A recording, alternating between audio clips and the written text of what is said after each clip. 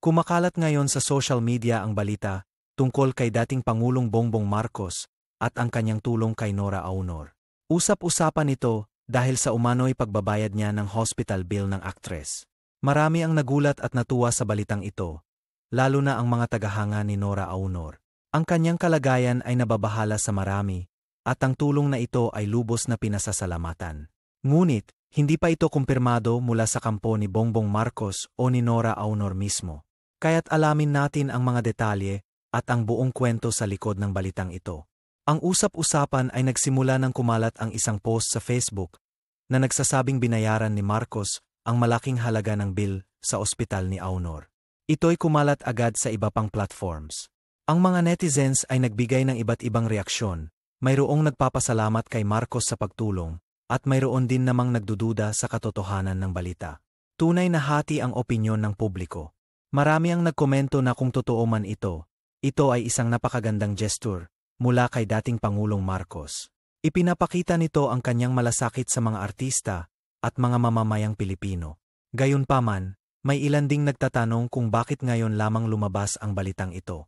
Nagdududa sila kung mayroon itong kinalaman sa politika o kung ito ay isang paraan lamang ng publicity. Kasalukuyan pa ring inaalam kung may opisyal na pahayag mula sa mga kampo ni Marcos at ni Aunor. Ang impormasyon ay limitado pa at marami ang naghihintay ng kumpirmasyon.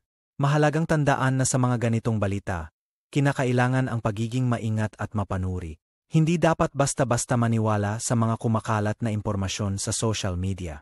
Ugaliing suriin ang mga pinanggalingan ng balita at maghanap ng mga mapagkakatiwalaang sources bago magbahagi o maniwala sa anumang impormasyon.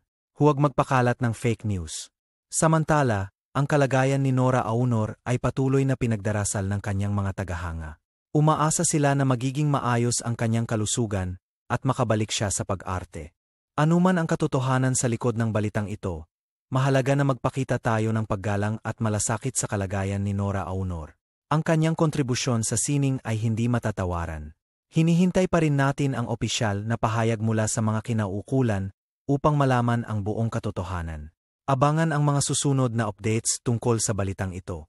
Sa ngayon, manatili tayong mapanuri at maghintay ng kumpirmasyon. Huwag tayong magpadala sa mga espekulasyon at fake news na kumakalat sa social media. Ang pagiging responsible sa pagbabahagi ng impormasyon ay napakahalaga. Ito ay makakatulong upang maiwasan ang pagkalat ng maling impormasyon at maprotektahan ang reputasyon ng iba. Patuloy nating suportahan ang ating mga artista at maging mapanuri sa mga balitang kumakala.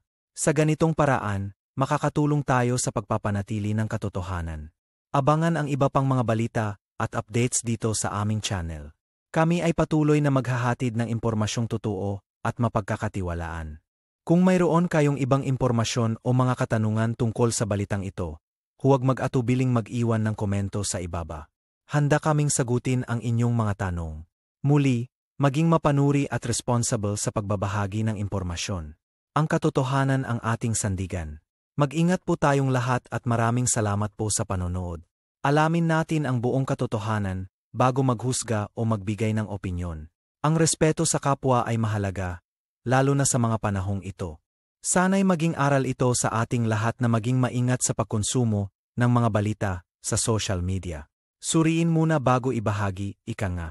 Ang pagkakalat ng fake news ay hindi lamang nakakasira ng reputasyon, kundi maaari ring magdulot ng malaking gulo. Kaya't maging responsible po tayo. Patuloy nating ipanalangin ang kalusugan ni Nora Aunor at ang kapayapaan ng ating bansa. Sa pagkakaisa, malalampasan natin ang anumang pagsubok. Maraming salamat po sa inyong pagsubaybay. Huwag kalimutang mag-subscribe at i-click ang notification bell para sa iba pang updates at balita. Hanggang sa susunod na video, mga kaibigan. Mag-ingat po kayong lagi at huwag kalimutang maging mapanuri sa lahat ng impormasyong ating natatanggap.